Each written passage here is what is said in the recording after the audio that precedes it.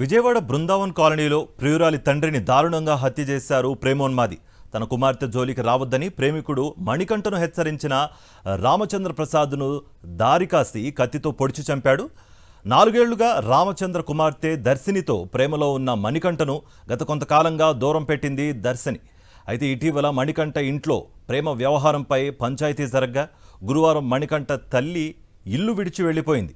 దీంతో కక్ష పెంచుకున్న మణికంఠ వ్యాపారి రామచంద్ర ప్రసాద్ను హతమార్చాడు. విజయవాడలో దారుణం అయితే చోటు చేసుకుంది. కన్న కూతురి కళ్ళెదుటే కన్న తండ్రిని ఒక యువకుడు హత్య చేసిన ఘటన విజయవాడలో కలకలం రేపిందని చెప్పొచ్చు.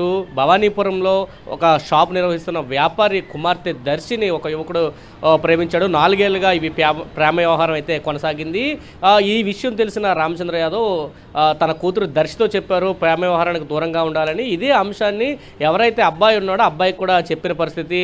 అయితే ఆ అబ్బాయి ఈ అంశాన్ని చాలా సీరియస్గా తీసుకున్నాడు.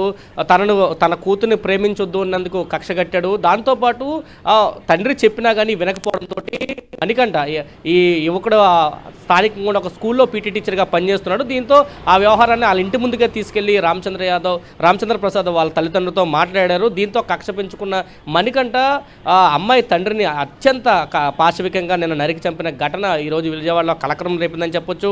గత 4 ఏళ్లుగా ఇన్స్టాగ్రామ్లో పరిచయం ఉండి ప్రేమించుకుంటున్నారు. ఈ విషయం తెలియనితో తండ్రి కూతుర్ని హెచ్చరించాడు.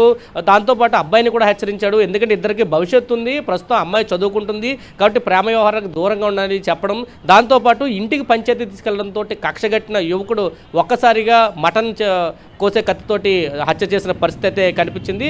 నిన్న రాత్రి 9 గంటల కాపు కాసి ఒక పథకం ప్రకారం హత్య చేశాడు. బృందావన్ కాలనీ బందర్ రోడ్లో ఉండే బృందావన్ కాలనీలో రాత్రి 9 గంటల తరువాత ఈ ఘటన అయితే జరిగింది. ఒక్కసారిగా స్థానికులందరూ రావడంతో హత్య చేసిన మణికంఠ పరారయ్యాడు. పోలీసులు అయితే ఈ కేసుని ఇన్వెస్టిగేషన్ చేస్తున్నారు. కొద్దిసేపటి క్రితమే మణికంఠని కూడా పోలీసులు అదుపులోకి తీసుకున్నట్టు తెలుస్తుంది. దాంతోపాటు హత్యకు ఉపయోగించిన కత్తిని కూడా పోలీసులు అదుపులోకి తీసుకున్నారు.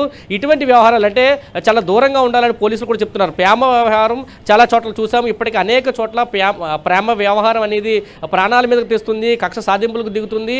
ఇటువంటి ఉదాంతాలకి ఎవరు పూనుకున్నా ఖచ్చితంగా కఠినమైన శిక్షలు ఉంటాయంటూ కూడా స్థానిక పోలీసులు చెప్తున్నారు. కొద్దిసేపటి క్రితం అబ్బాయిని కూడా అరెస్ట్ చేసిన పరిస్థితి అయితే విజయవాడలో కొనసాగుతుంది. కార్తిక్. రైట్ సురేందర్.